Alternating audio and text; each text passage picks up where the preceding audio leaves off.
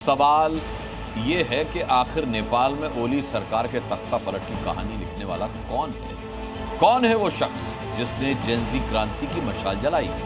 Gen Z के इस आंदोलन के पीछे का चेहरा कौन है? किसने नेपाल के लाखों युवाओं को एक मंच पर लाकर खड़ा कर दिया? देख लीजिए। 8 सितंबर की एक उमस भरी सुबह में नेपाल के लाखों छात्र छात्राएं सड़कों पर उतर आए।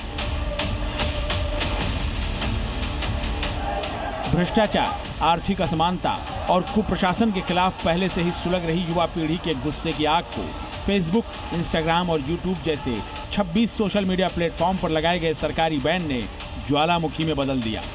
हर आंदोलन का एक चेहरा होता है, एक आवाज होती है। नेपाल में जेन जी की इस क्रांति के पीछे भी एक चेहरा था, जिसकी एक कॉल पर नेपाली युवाओं ने क्रांति का बिगुल फूंक दिया।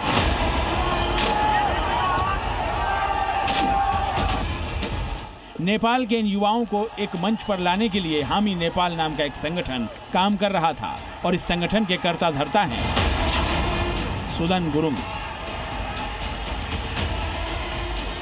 नेपाल की जेन जी क्रांति का चेहरा बने 36 साल के सुदन गुरुङ ने नेपाली युवाओं के गुस्से को भांपते हुए उन्हें एक प्लेटफॉर्म दे दिया।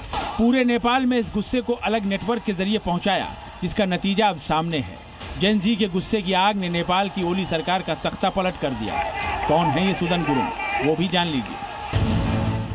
सुदन गुरुङ हामी नेपाल नाम के एक एनजीओ के अध्यक्ष हैं। पहले राजनीतिक दलों के लिए इवेंट मैनेजमेंट का काम किया करते थे। 2015 में आए भूकंप के बाद हामी नेपाल एनजीओ का उन्होंने गठन किया। गुरुङ ने 2020 में हामी नेपाल एनजीओ का रजिस्ट्रेशन कराया। हामी नेपाल ने देश के युवाओं के हितों के लिए काम करना शुरू किया। हामी नेपाल भूकंप, बाढ़ और भूस्खलन से प्रभावित लोगों की मदद करता है।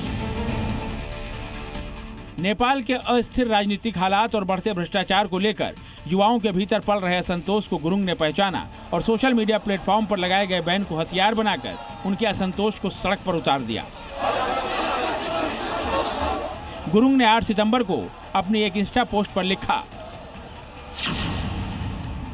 हम अपनी आवाज उठाएंगे, मुट्ठियां भींचेंगे, हम एकता की ताकत दिखाएंगे, उनको अपनी शक्ति दिखाएंगे जो नहीं झुकने का दंभ भरते हैं। गुरुङ की इसी पोस्ट ने नेपाल की युवा पीढ़ी को एक साथ लाकर खड़ा कर दिया। गुरुङ ने पहले इंस्टाग्राम और फिर डिस्कॉर्ड और वीपीएन जैसे प्लेटफॉर्म्स का इस्तेमाल करके लाखों युवा प्रदर्शनकारियों, जिनमें ज्यादातर छात्र थे, को एकजुट कर दिया। गुरुङ का कहना है कि उनका मकसद सिर्फ सोशल मीडिया पर लगा बैन हटवाना नहीं, बल्कि भ्रष्टाचार और सरकार की गलत नीतियों के खिलाफ लड़ाई लड़ना है। इस लड़ाई का नतीजा दिख भी रहा है। नेपाल की ओली सरकार को सत्ता से बेदखल होना पड़ा है। ब्यूरो रिपोर्ट, जी मीडिया।